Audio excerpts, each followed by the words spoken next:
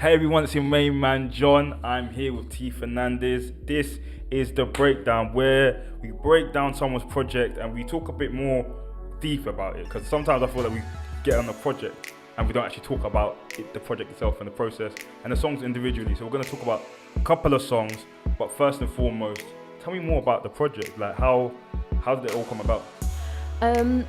It wasn't a thought out project in the sense of okay, this is what we're gonna do, we're gonna make an EP.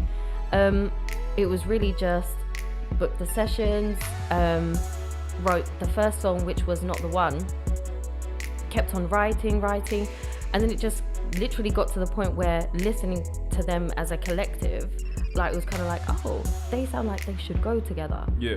So then it was just like, oh, I think we're done here. So, yeah. This is it.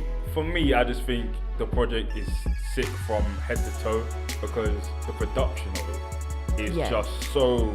It's weird when I hear a project when I'm thinking, I want to know how it was done because I hear the instrumental and I'm like, did she write it before or after the instrumental? Because it just rolls off. There's like a couple of songs I'm like, this is pinpoint perfect.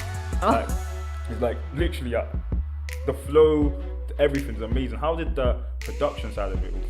So how all of them are written really is that we would go in and all the songs are produced by Scam, and it would be a case of him asking like, oh, what kind of mood are you in today? And I would say clearly like there's some different moods on there, so depending on what was going on, and he would just start making the beat and I would start writing at the same time. So it was kind of like energetically you're doing it at the exact same time, so you're feeding off each other. So maybe that's why you kind of heard that teamwork. I like that because a lot of time when you hear people talk about music, it's more like I got a producer in LA or I found an instrumental off the internet. But what you're really, for me, what you're conveying is that this is a piece of art that was done simultaneously, and I really like that because then the process is organic. What's the word? Organic. Oh, organic, authentic. Organic, we'll go with both. Yeah, we'll go with both. So let's just get straight into it. The first song, Life Gets Better. I really love spoken words on projects. Like I've prepped on Conan's, Drake's. Every time I feel like a spoken word done on the project, it just enhances it a lot more. Yep. And I feel like it enhances it to a way that sometimes when we listen to lyrics on songs, we kind of get lost in it. But I think when it comes to like spoken word, it just kind of just points straight to your face what this project's supposed to make us feel. Yeah. And then I think it's Xander James. He personally, I feel like I can run through fire when I listen to the first. Like, I feel like I'm the Hulk or something. Yes. I can run into the wall. I'm glad. Yeah. How did that collaborate happen? And how was that how you wanted to start your EP? Once again, do you know what? I've known Xander James, that's his artist name, for a long time. He's a friend of mine. And it was just one day scrolling through Instagram, he put a post up of him literally walking through some beautiful place in Mexico saying the spoken word, like he's just recording himself saying it. And when I was listening to it, I was like, oh my god, that's incredible. And then thought about it some more and was just like, that would be sick at the beginning of the EP. So I asked him, we obviously Scam then put it to music. I did some little like oohs and ahs in the background, like I can't take any credit for what he said. And just knew that that's a message that I think like it's nice for everyone to hear. So just whacked that on. Okay, no, I like it. I really do. Honestly, I was like, when I was listening to the EP, I was like, okay, whatever happens here, I'm awake. I'm ready to hear this whole thing. And for me, I think the best part of it because you got Life Gets Better and then you've got Worst Day. I think it just really smoothly just transitions into it nicely. So for me, when I listen to Worst Day, I think it's a journey of self-acceptance. Yeah, it pretty much is. It's a thing of like, really that song just came from the fact that it wasn't even that I was just having a really bad day. I was just having a really bad time where I felt mentally and quite low. So it was really just that premise of, okay, you know what? Talking to myself, doesn't matter what's going on. Literally on your worst day, like you're still worthy. Like it's fine. Like you may feel like hot doo-doo right now, but it's cool. You know what? You will feel better. And that's something that everyone should feel, and everyone should know that, like, despite what your brain is telling you, sometimes it can lie to you and tell you that, you know, you're not good enough for whatever. That's not the case. I feel when you just listen to it, I just think it's more of the fact that in our brains we always hold on to negative things. Yeah. We always feel like, I don't know if you experience it, but whenever you're in alone time, your brain, I see you on TikTok now, like your brain flashbacks to an awkward moment, or a moment you feel like, what did I do at that point in time? Yes. But I feel like even when listening to that song, even all those moments, you're still worthy of all the acceptance and love. You don't need to feel neglected or alone. Exactly, like no matter what, there isn't a circumstance that you're never not worthy of life. Yeah. So it's just that, I think that's very important, especially in this day and age. I feel like everybody, that's Instagram and social media, everybody wants to grab onto something like, you love me, or likes. There's so much pressure. Yeah, it's pressure. That's pressure everywhere, like pressure we put on ourselves, like the voice you said that you hear in your head, which is like loud. And then external pressures, and it can all get just a bit too much sometimes, so you have to bring it back down to base and and then I think I think this whole listening to the body of work, a lot of times I don't think people put their songs in order correctly. Okay. I think you did an amazing job. I just think all transitions, you can listen to it front to back, front to back, and just it really takes you on that story and that journey. And I think High is the next one I've listened to. I'm like, this is a really good song, because you're now finding self-acceptance in yourself, but then I feel like I say it's that toxic honeymoon phase where you're just like, you being around me gets me excited. You being around me gets me, because I've had friends, I don't know if you had friends where they get in a relationship and they're MIA. You don't hear them from them again. Yeah. And you're just like, we've all had that. So how did that how did that come about? How did, you know, the features come about? How that all, like the process of it? That was pretty natural as well, the features. I was just in studio and I forget what song I just recorded, but it wasn't High.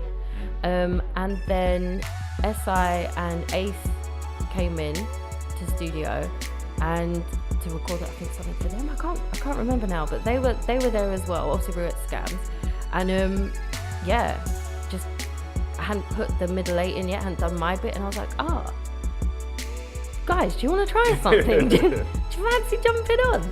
And so that just happened. Once again, it wasn't really thought out. It was just kind of like, this makes sense. Go on. Guys, put your bars here. Yeah, go on, get on it. I think for me, like I said, it's just smooth transitions. The next one for me is Not the One, and Not the One for me. As a man, I just feel like I'm in the hot seat. I feel like I feel like I've done something wrong. I think it's just one of those ones where it's a bad girl tune, and it kind of makes me feel like it's a song against the F-boys. It's like, listen.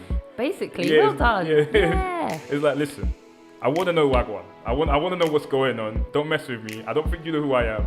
Like, I'm not the one. So where does that come from? I think for me, I write from like an experience that I've had, or something that feels true to me at least, and then I can expand on it. And I was just coming with that energy of like not taking any BS. Like, I am not the one for this. You know, like we use that term a lot sometimes. You know, it's just like, I'm not the one. You know, and so I just took that and put it in the song, because it was like, that's what I was just really feeling. Was just like, please don't come to me with any confusion or any mess. Like, this is how I do things. And I think that other people can relate to it. We've all felt that, whether it's a relationship, whether it's platonic, whatever the case may be. Like, we've all felt sometimes like, don't test me. What was that? You know what? I really love it, because I just think a lot of the time with songs, I feel like it's one of those songs that kind of detail like the cuffing season phase that people go through. And I just think we don't have it a lot from a girl's perspective. I feel like we have it from a man's perspective, or it's kind of like a heartbreak perspective, but not like, listen, I know what's going on and I'm not here for it. And I just think it's very important, because like with all sides of R&B, I think we don't really have that where it's the frustrated female angle. Yeah. I think it's just more like, I'm heartbroken, he cheated, I'm in love, things are not going right for me. It's not coming from a point of, listen, I'm in control here, I'm the boss here. And I think I really love it from that angle. So where for me is really I love the most on this EP is No Games. Oh yeah, that's your favorite. Yeah, it's that and Gravity. Oh, interesting. Like, it really does for me. So I don't know how to say this. Like it's I think it's, as I said before, everything is so smooth. Yeah. Production, vocally, everything. But when hearing the production on No Game, I'm like, that's one of the ones I was like, listen, this is a sick project. I'm like, whoa, hold on. Hold on 1 second. What is this? This like really just, I don't know how to explain it, but it made me want to just hear it again. Yeah. And for me, just the process of it, it's one, as I said before, one of the ones where I want to know, like, how did it happen? Like, was it the process, the vibe in the studio? What was it like when you heard that and you're like, hold on, this is it? Yeah, it was. I remember it was summer because I remember it was a blazing hot day. So I think it was just we were coming with the summer vibes because once again, it wasn't planned out like, oh, you know what we should do, an upbeat song. Like, it was once again just, I wish I had more explanation for you than that, but it was really just a vibe we were on that day. Yeah. So I think we were both in like quite an upbeat vibe. So I didn't really want to like tap into like a Heartbreak Hotel type thing. I wasn't really feeling that. So I think Scam felt the same. So yeah, it was just that case of he started something, I started writing. So we're just like, okay, we'll go with it. So yeah, we knew that it was kind of like, wow, this came a bit left. Like, what was this? But all the same, we still really loved it. So it was like, cool. For me, I love it. But again, it's another song that I said that I think just was, again, the whole EP is amazing, but this song, No Games, and Gravity, is it? Yeah, Gravity. I don't know why. There's very few songs on EPs or projects where you're like, I don't know why, but this song really hits me hard. This song has hurted me in a way I just didn't think it would. Stop it. It really is, because I think it's such a smooth track that really, its simplicity portrays reality. Yeah. And for me, I think it's just, you kind of put a painting and you kind of made a portrait of it. How was it to convey those feelings in a track like that? On Gravity? Yeah. It was fine for me to do, like, especially I think when you're making music, you have to feel comfortable with the person you're making music with, aka the producer. So because it's a vulnerable thing to do. Yeah. So for me, I feel completely at ease in doing that. It's more just when you're like, oh, people are gonna hear it. Yeah. That feels a little bit scarier. But in the moment of writing it, I don't ever feel kind of like, oh, apprehensive about writing about certain things. Gravity, once again, was just, it was a mood. It's just like, okay, cool, this is what is coming out of us today. So I guess we're gonna roll with this. Of course, it comes from somewhere real, but it's just that thing of where you're not like second guessing it. And I try not to go in with the idea of, oh, I'm gonna write a happy tune today, or I'm gonna write something that's gonna, to use your words, like hit you and like cause someone pain. Like, I just want to write things that people can relate to because it's something I feel. So it's just like, okay, let me put myself out there so people can connect with something. Okay, no, I really like it, and the whole project A to B is amazing, and I think if you haven't heard it, people, go and hear it. It's actually perfect, and for a debut EP as well. Yeah. What was it like to put out something like? Was that your baby? Were you scared to put out? Yeah, because your songs are like your little song babies. Yeah. Because you're like, oh my god, I love you so much. So yeah, it's scary because it's that thing of like, oh, I know I love this. Because it's like what I want to make and what I'd love people to listen to, or what I want to listen to, but are people going to like it, or are they going to be like, no, that's trash, thank you. But you have to kind of not put too much emphasis on that. Just be like, okay, here's the project, I've put love into it, it's yours now. If you like it, if you don't, that's cool. But it's made.